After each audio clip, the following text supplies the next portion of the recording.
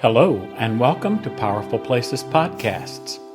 I'm your host, Gary White, and today, Elyn Aviva and Rana Khatib talk about Elyn's involvement with the Camino de Santiago, which resulted in her classic pilgrimage book, Following the Milky Way.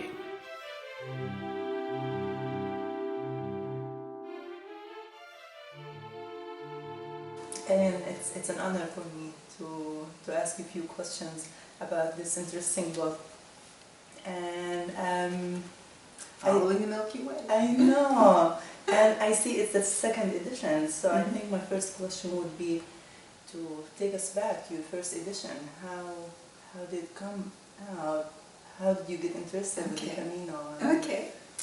Oh, well, I was a graduate student at Princeton University in the United States, working on my PhD, and I needed a dissertation topic. And a friend of mine said, well, you know, there's this Camino in Spain that used to exist. And my advisor was working in Spain, and he said, you know, come to Spain, we'll find a topic for you. I thought, okay, so, you know, while I'm there, I'll look for this old art history trail called the Camino de Santiago. So that was your first time? Yes, okay. yes, it was well, I'm going to date myself, it was in 1981 in the summer. And I knew very little about Spain and nothing about the Camino de Santiago except what my friend had told me about it being historical and important in the Middle Ages and lots of interesting art and architecture. So I went to Spain and looked for a dissertation topic and ended up staying a month in a boarding house run by Benedictine nuns in a small town of 2,000 people called Sahagún de Campos. Okay. And Sahagún is a small town on the Camino de Santiago. Okay. So I was staying in this boarding house run by nuns and still looking for a dissertation topic. And pilgrims would come to the door. They'd come and they'd have these cardboard like passports that they were getting stamps on as they went along the way, from rubber cut stamps. Okay. And what was this? Oh. They were walking the Camino de Santiago. Okay. And I said, you mean it's still there? People can still walk this? They went, oh yes. I mean, it was being marked again by a priest in the Pyrenees to the east and another in the west with yellow arrows because the road had fallen into disuse over the generations. Well, I was fascinated and I thought, I have to do this. I just have to. I saw before me unfolding the history of medicine and healing and economics and politics and all of this stretched out along the Camino, going from the Pyrenees, the French border in the east, across northern Spain to the northwest coast, to the province of Galicia, and a town called Santiago de Compostela, the supposed burial place of St. James the Greater, the first martyred apostle. Okay. Well, who knew?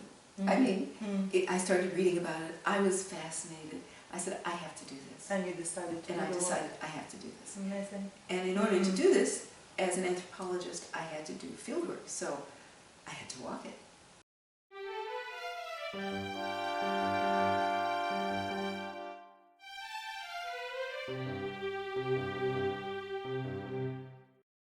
And your starting point? We started actually in Saint-Jean-Pied-de-Port on the French side of the Pyrenees, thinking we were going to climb the Pyrenees with no experience, absolutely no training, on one of the hottest days that summer, totally unprepared, with suitcases that turned into backpacks and weighed a ton.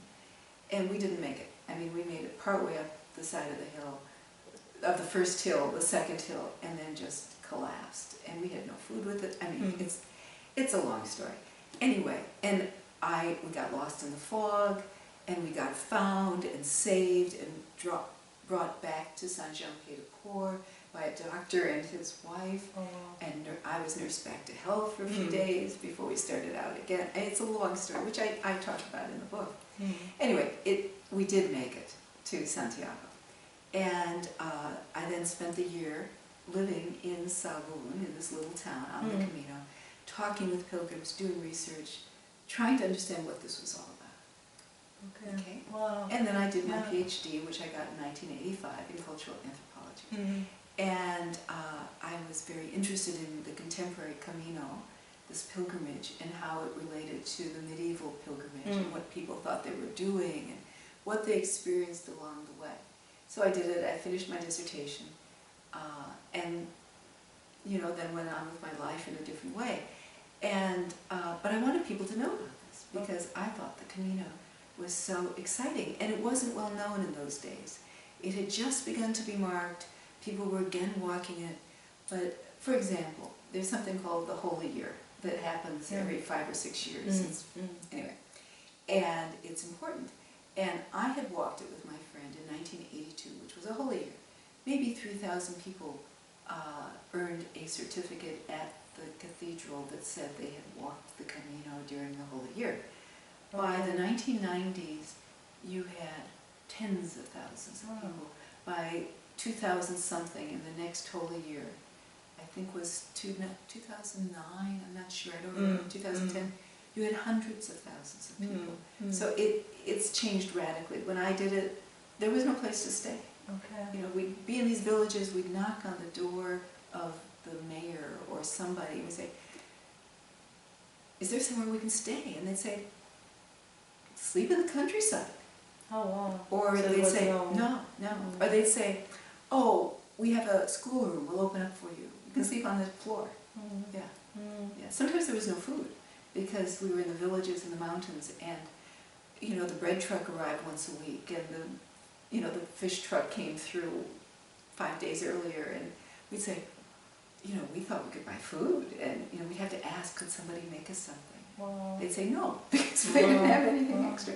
It was quite an experience, very different from what it is now. But anyway, so then I thought, I want to write about this, because nobody's going to read my dissertation. But people might read a book that's a travel narrative based on my dissertation that describes my journey. Interesting. So that's what. And so following the Milky Way, the pilgrimage on the Camino de Santiago, was published, the first edition, by Iowa State University Press in 1989.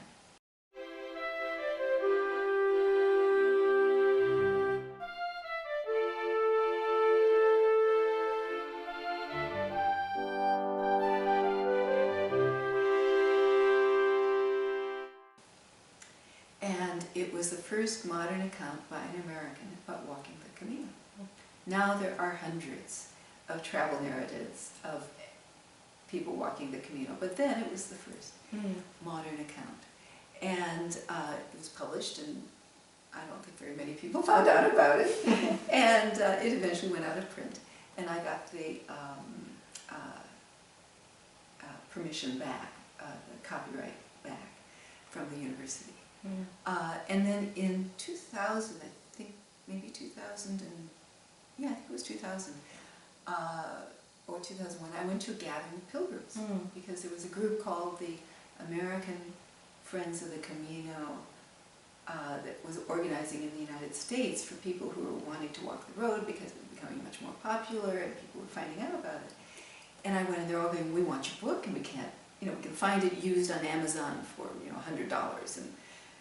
And I said, oh, and I came home and I told my beloved husband, Gary, and he said, well, we can publish it, because he knew how to do book production. And we had a small publishing company that we'd had for various reasons, because he writes college textbooks published by McGraw-Hill, and the royalties were coming through this entity and so forth and so on. So we got the book back and proceeded to publish a second edition in paperback with an introduction describing changes over those 20 years since I had first walked the Camino. And so this was published in the second edition with a new introduction in 2001. And how different the second edition from the first Everything is the same, because it's really a historic document about this Camino before they set up all these refugios and albergues and casas rurales, and before it got so well marked that you can't get lost. And we got lost all the time. So when we did it, it was a real journey of pilgrimage, and with all of the metaphors that go with that, of getting lost and getting found and help coming and dead ends and, all of this kind of thing. Which isn't to say it's not a pilgrimage today. It is, but it's very different because there weren't many people walking the Camino when we did it.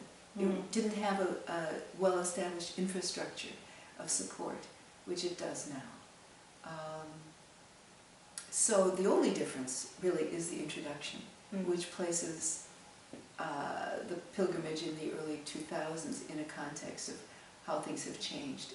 And it's changed even more in the last 10 years, and many people now walk different routes. This was the Camino de Santiago that we followed is what is now more usually called the French way, because they want to make it the distinction between the French way and the northern route, or the Via de la Plata, or the English way, or the whatever, because there are so many routes that go to so many places.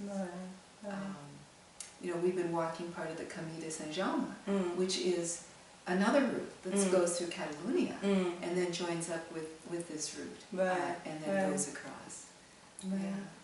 And now, as you said, it's becoming very popular, the Camino. More people are walking the Camino. Yes. What message you are sending to them through this book?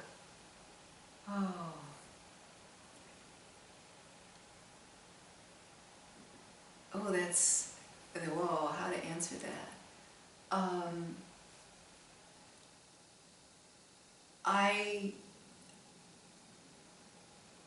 There are so many pilgrimages, I guess I would say. There's so many ways to do a pilgrimage. And there are so many pilgrimages. I'm not Christian. I had no concept of religion, spirituality, whatever when I did this. I just felt called to do this. And I responded to some deep inner, almost archetypal call to have this period out, this 1.5 months that it took us to walk, to have this experience outside of my normal time and place and persona and status and all of the rest of this, and to do something that was, for me, totally unthinkable, actually. I didn't even walk around the block usually. I was totally unfit.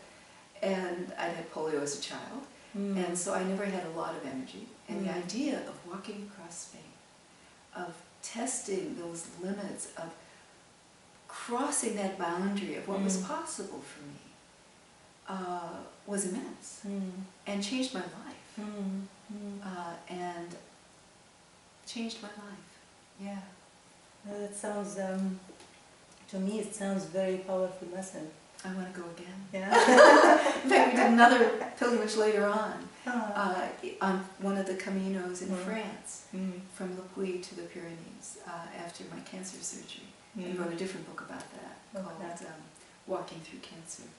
But yes, it's something you have to do. You can read about it, but it's something you have to do.